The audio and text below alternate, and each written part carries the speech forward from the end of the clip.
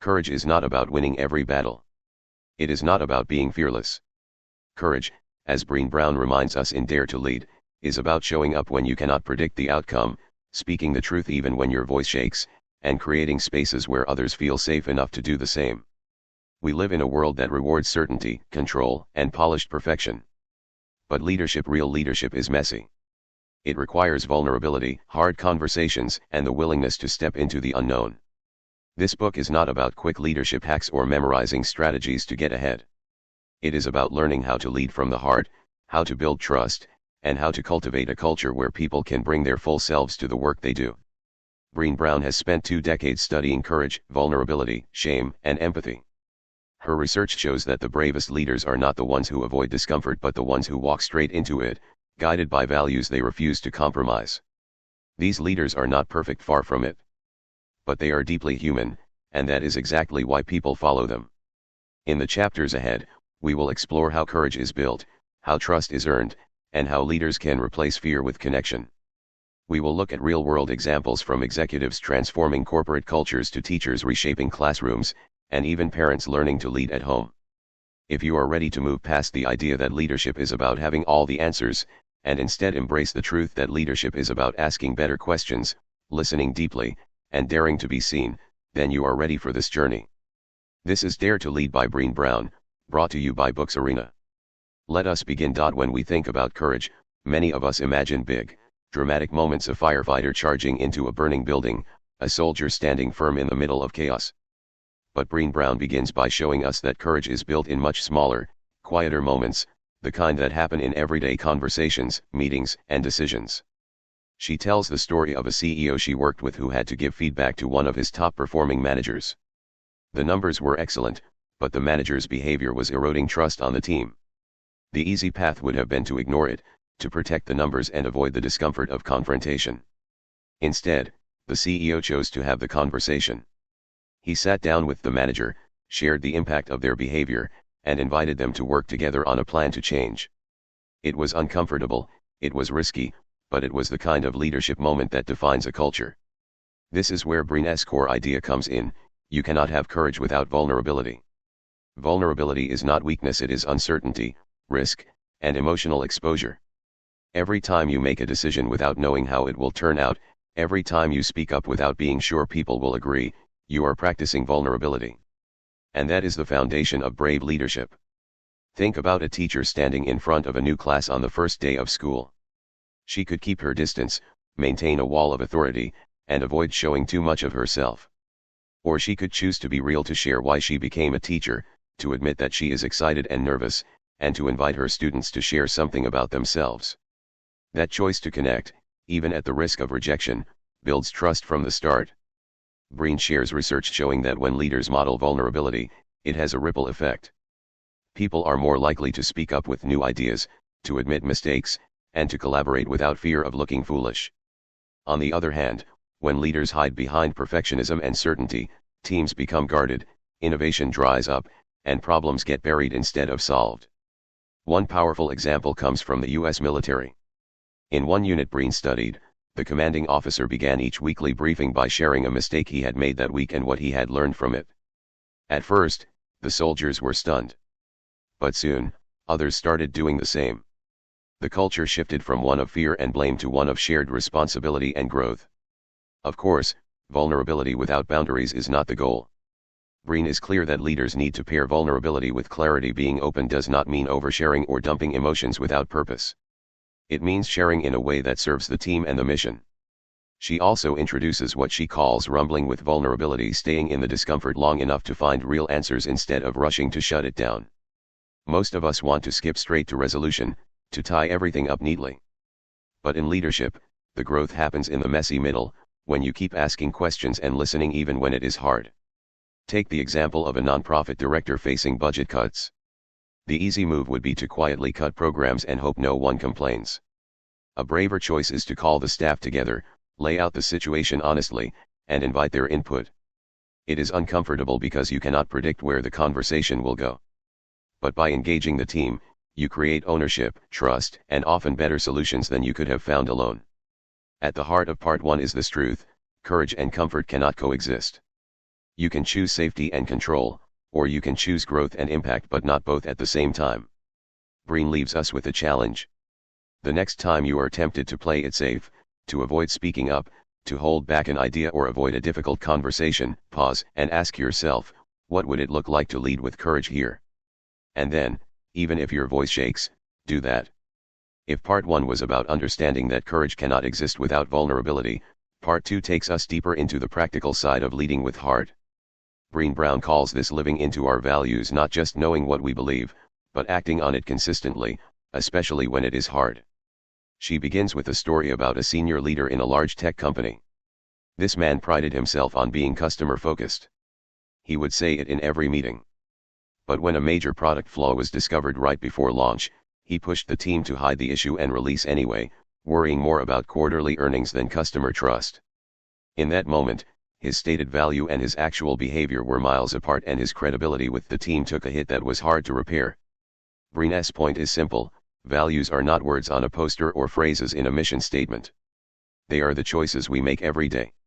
Real leadership means knowing what matters most to you and letting those priorities guide your decisions, even when there is pressure to compromise.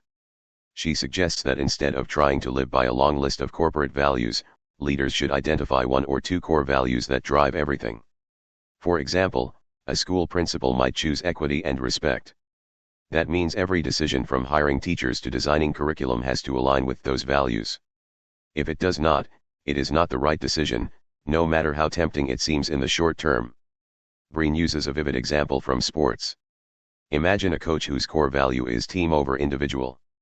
That value will shape how the coach reacts when a star player breaks a rule. If the coach truly believes in the team-first principle, the star player faces the same consequences as everyone else, even if it costs them a championship.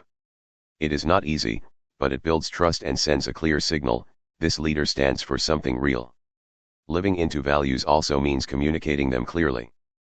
People cannot follow what they cannot see. Brené tells the story of a leader in the healthcare industry who, during a chaotic merger, kept reminding her team, "Our patients come first." She repeated it in every meeting, every memo, and every decision discussion.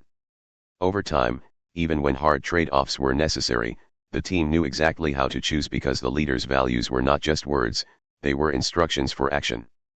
But here is the hard part: living into values will often put you in direct conflict with others who want to cut corners, take the easy way out, or protect themselves. Brené calls these moments values in the arena, when you are face to face with real resistance, and you have to decide if you will stand firm or back down. She shares an example of a manager who refused to manipulate performance metrics to make the department look better. She knew it might cost her a promotion, but she also knew honesty was one of her non-negotiable values. Months later, when a crisis hit the company, she was chosen to lead a recovery team precisely because people trusted her integrity. In leadership, values are like a compass. They do not remove the storms, but they keep you from drifting off course. Without them, it is easy to get lost in fear, ego, or short-term gain. Brené leaves us with a practical step: write down your top 2 values. Then ask yourself, what does it look like to live these values at work? What does it look like to live them at home? Keep those answers close, because when pressure hits, it is your actions, not your intentions, that define who you are as a leader. If values are the compass that guides us, then trust is the foundation that holds everything together. In part 3, Brené Brown takes us into what she calls braving trust, a framework that breaks trust into specific, actionable elements. She begins with a story about a team retreat she facilitated. On the surface, the group looked high-functioning. They hit their goals, kept meetings polite, and avoided major conflicts. But when Brené asked them to rate the level of trust within the team, the room went quiet. One person finally said, "We are good at being nice, but I do not think we are good at being real." That comment opened the floodgates. People began sharing how they avoided asking for help, how they hid mistakes, and how they tiptoed around sensitive topics. This is where braving comes in. The acronym stands for boundaries, respecting what is okay and what is not. Reliability, doing what you say you will do. Accountability, owning your mistakes and making amends. Vault, keeping what is shared in confidence. Integrity, choosing courage over comfort. Non-judgment, being able to ask for help without fear of shame. Generosity, assuming the best intentions in others. Brené explains that trust is not built in one big gesture, it grows through small, Consistent actions. A manager who keeps deadlines, admits when they are wrong, and follows through on promises builds trust brick by brick. On the other hand, breaking even one element, gossiping about a private conversation, failing to take responsibility, crossing a boundary can make trust crumble quickly. She gives an example from education. A high school teacher told her students, "If you come to me with a personal struggle, I will never share it without your permission, unless someone's safety is at risk." Over the semester, students began opening up more. Why? Because she set clear boundaries and stuck to them. That is how trust feels in action. One powerful insight Brené shares is that we often think about whether others are trustworthy, but we rarely ask if we are trustworthy. That shift in perspective is a game changer for leaders. It means asking yourself, do I respect other people's boundaries? Can people count on me to do what I said I would? Do I admit my mistakes quickly? Do I avoid sharing what is not mine to share?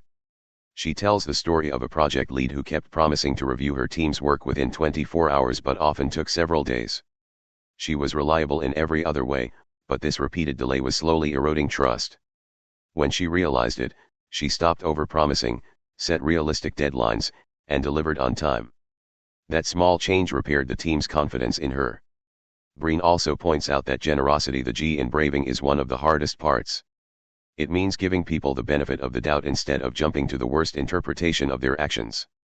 For example, if a colleague misses a meeting, instead of thinking, "They do not respect my time," you might think, "Maybe something urgent came up, I will check in." That shift keeps relationships from deteriorating over misunderstandings. But trust is fragile. Once it is broken, it can be rebuilt, but it takes much longer. Brené shares the story of a company where a leader leaked confidential restructuring plans, causing panic. When confronted, the leader apologized and committed to rebuilding trust. It took over a year of consistent, careful action before the team felt safe again. Part 3 ends with a reminder: trust is not a soft skill, it is a measurable, tangible requirement for real leadership. Without trust, teams may function, but they will never truly thrive. With it, they can navigate even the toughest challenges together. If trust is the foundation of brave leadership, then one of the biggest threats to that foundation is what Brené Brown calls armored leadership. In Part 4, she explores how leaders protect themselves with armor behaviors designed to avoid vulnerability, and how that armor, while it feels safe, actually weakens our ability to connect, inspire, and create real change. She opens with the story of a high-level executive named Carla. Carla had built her career on always having the right answer. In meetings, she rarely admitted when she did not know something. If a project failed, she redirected blame toward external factors or her team's execution. On the surface, she looked confident and in control. But inside, Carla was exhausted. She spent so much energy managing her image that she had little left for creativity or risk-taking. And her team? They had stopped bringing her bad news or bold ideas, because they knew she did not want to hear anything that might make her look uncertain. Brené describes this as the trap of perfectionism and control. Leaders put on armor to protect themselves from feeling exposed, but that same armor keeps them from being truly seen. It signals to their teams, "I do not make mistakes, and you should not either." The result is fear, stagnation, and a lack of innovation. She contrasts Carla's story with that of a different leader, James, who took over a struggling department. In his very first meeting, James said, "I do not have all the answers. We are going to figure this out together. And I will make mistakes, probably a lot of them, but I promise I will own them, and we will learn from them." That openness created a space where the team felt safe to experiment and speak up, even when things went wrong. Within a year, the department was outperforming expectations. Brené lays out some of the most common types of armor leaders were: hiding behind cynicism, dismissing new ideas as unrealistic before they are even explored. Weaponizing competence, using expertise as a shield to avoid asking for help. Floodlighting oversharing in a way that pushes people away instead of creating connection. Chasing status, prioritizing looking successful over doing meaningful work. She tells the story of a nonprofit board meeting where a young member suggested a bold, unconventional fundraising idea. The chair of the board immediately laughed and said, "That is cute, but let's be serious." The room went silent. That one moment of cynicism shut down creativity for the rest of the meeting. The leader's armor had protected him from risk, but it had cost the group a chance at innovation. Taking off the armor is not about being less strong, it is about being strong in a different way. Brené calls this daring leadership. It means choosing curiosity over judgment, accountability over blame, and clarity over false harmony. One exercise she recommends is noticing when you are tempted to use armor. Maybe you are in a meeting and someone challenges your idea. Your instinct might be to snap back with sarcasm or overwhelm them with data. Instead, you can pause and ask yourself, what am I trying to protect right now? My ego, my status, my image. That self-awareness is the first step to leading without armor. She gives the example of a hospital administrator who caught herself shutting down junior nurses' concerns because she was in a rush. After realizing this was a form of armor avoiding the discomfort of slowing down, she changed her approach. She began setting aside 5 minutes in every shift meeting for open discussion, no matter how busy things got. Over time, this simple shift built trust and improved patient outcomes. Brené's message is clear: the armor we think makes us strong often keeps us from doing our best work. When leaders have the courage to take it off, they make space for honesty, creativity, and deep connection. And in the long run, that is what truly protects a team. If part 4 was about removing the armor, part 5 is about replacing it with something far more powerful: clarity and empathy. Brené Brown says that clear is kind, unclear is unkind. It sounds simple, but in practice, clarity takes courage. She starts with a story about a manager named Olivia. Olivia hated giving critical feedback. She worried about hurting people's feelings, so she softened her words, skipped over key points, and hoped the other person would just get it. One of her team members, Marcus, kept missing deadlines. Instead of telling him directly, Olivia said things like, "You might want to work on time management a little," or "we should try to move faster next time." Marcus thought he was doing fine. 6 months later, Olivia gave him a poor performance review, and Marcus was shocked and angry. The damage was done not because of the feedback itself, but because Olivia had been unclear for too long. Brené explains that being unclear is often our way of avoiding discomfort, but it is actually selfish. It protects us from an awkward moment, but it robs the other person of the chance to improve. Leaders who want trust and results have to be willing to say the hard things with empathy, not shame. She tells the story of a teacher who lived by the phrase "clear is kind." When students fell behind, she did not say, "You need to try harder." Instead, she sat with them, explained exactly where they were struggling, and outlined a plan to get them back on track. The students might not have enjoyed hearing they were behind, but they trusted her because she was direct and genuinely wanted them to succeed. Clarity also applies to expectations. Brené describes walking into a meeting where the leader said, "We need to be more innovative." The team nodded, but when she asked them individually what innovative meant, she got wildly different answers. Without specifics, they were set up for frustration and misalignment. Clear leaders define exactly what success looks like, how it will be measured, and why it matters. But clarity without empathy can feel cold. This is where daring leaders separate themselves from authoritarian ones. Brené points out that empathy is not about fixing someone's problem or minimizing their pain. It is about connecting to the emotion they are experiencing and showing them they are not alone in it. She shares an example from the corporate world. A sales team had just lost a major client. Their manager could have jumped straight into problem-solving mode, saying, "We will get another client, let's move on." Instead, he acknowledged the loss. He said, "I know many of you worked late nights for months on this deal. It hurts to lose it. Let's take a moment to talk about what we are feeling before we figure out our next step." That moment of empathy gave the team space to process, which made them more ready to tackle the solution. Brené makes it clear that empathy is a skill anyone can learn. It starts with listening, really listening without planning your response while the other person is talking. It means asking questions instead of assuming. And it requires the courage to sit with someone's discomfort without trying to make it go away too quickly. She also warns against what she calls fake empathy, when leaders use phrases like "I understand" but quickly pivot to their own experience, turning the focus back to themselves. True empathy keeps the focus on the other person's perspective. Part 5 ends with a challenge. The next time you find yourself avoiding a tough conversation, ask yourself if you are choosing short-term comfort over long-term trust. And when you do have that conversation, pair your clarity with genuine empathy.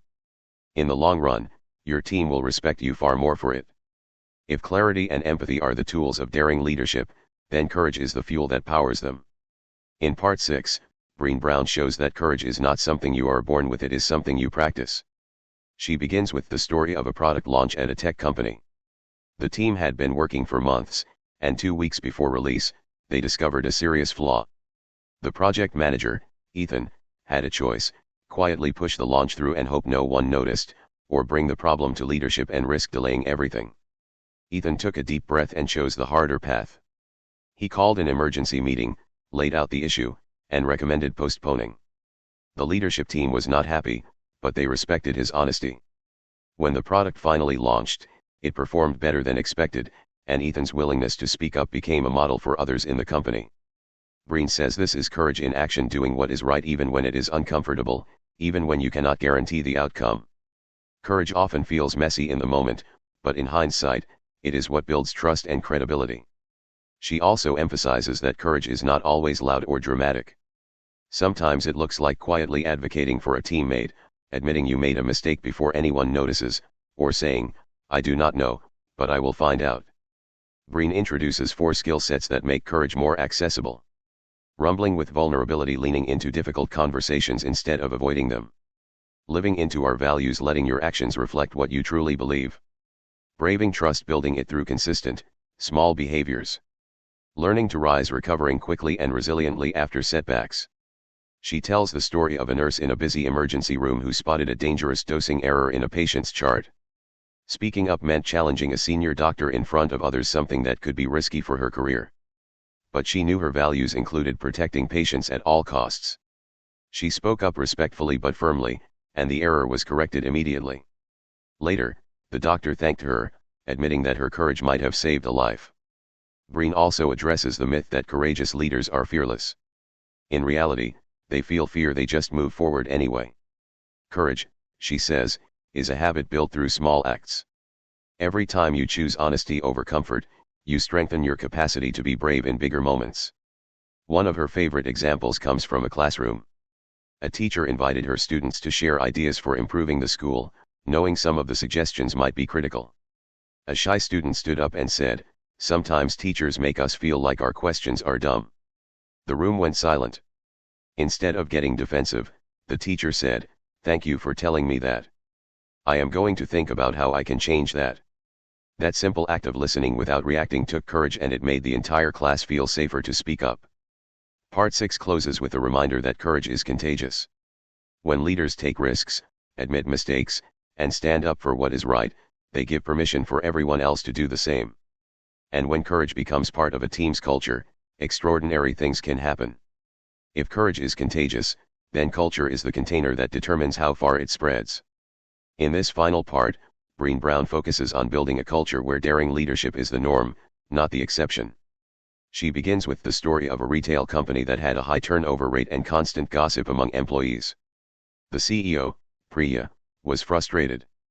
She had tried raising salaries, adding perks, and organizing team events, but nothing changed. Then she realized the issue was not benefits or morale, it was culture. People did not feel safe enough to speak openly, so they vented behind closed doors. Leaders avoided hard conversations, and accountability was rare. Priya decided to reset the tone. In a company-wide meeting, she acknowledged the problem, admitted her role in it, and laid out a new standard: no more talking about people instead of to them.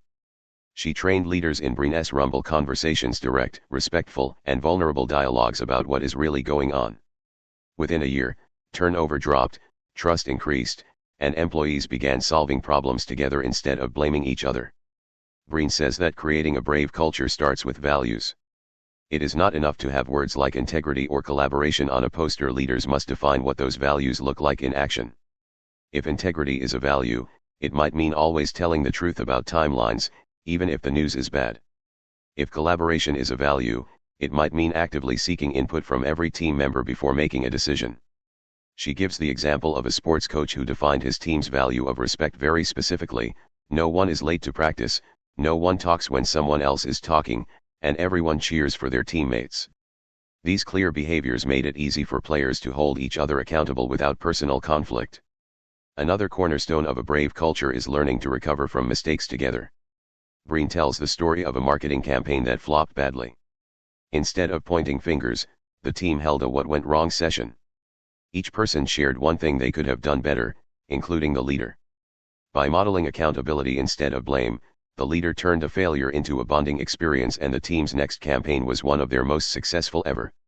Breen also warns about the traps that destroy brave cultures, rewarding exhaustion as a status symbol, tolerating bad behavior from high performers, and confusing being busy with being productive. In a brave culture, leaders notice when people are burning out, they address toxic behavior immediately, and they measure success by results, not hours worked. She shares a small but powerful practice called permission slips. Before a meeting, participants write down a personal permission they need to show up fully. It might be, I give myself permission to ask questions, or I give myself permission to admit I am struggling. This simple step helps people drop some of their armor and be more open in conversations. In the end, Breen makes it clear, building a culture of courage is not about one big change, it is about many small, consistent actions that show people it is safe to be real, take risks, and learn together. Leaders set the tone, but everyone has a role in sustaining it.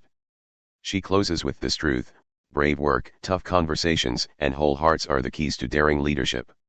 It is not the easy path, but it is the one that leads to deeper trust, stronger teams, and results that last. As we come to the end of Dare to Lead, one message stands out above all others: leadership is not about titles, corner offices, or having all the answers.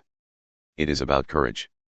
It is about showing up with an open heart, even when the outcome is uncertain. Brené Brown has shown us that daring leadership begins with vulnerability, grows through empathy, and thrives in cultures built on trust. We have seen leaders who face uncomfortable truths instead of hiding from them, who speak with clarity even when it is hard, and who stand up for their values even when it costs them something. Think back to the stories: the teacher who listened to her student without defensiveness, the nurse who spoke up to protect her patient, the CEO who rebuilt a culture from the ground up. None of them were fearless. They felt the discomfort, the risk, and the possibility of failure. But they acted anyway. That is what sets daring leaders apart. If there is one thing to carry forward from this book, it is that courage is not a rare gift. It is a skill we can practice every day in small ways. It is choosing honesty over ease, accountability over blame, and connection over disconnection.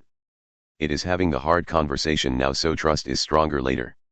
In your own life, whether you are leading a team, a classroom, a family, or simply yourself, remember that the world does not need more perfect leaders. It needs more brave ones. And every time you choose courage, you make it a little easier for the people around you to do the same. This is Dare to Lead. This is what it means to work with whole hearts, to have tough conversations, and to create brave spaces where people can do their best work. Thank you for joining me here on Books Arena. Until next time, keep daring, keep leading, and keep showing up with the courage to be seen.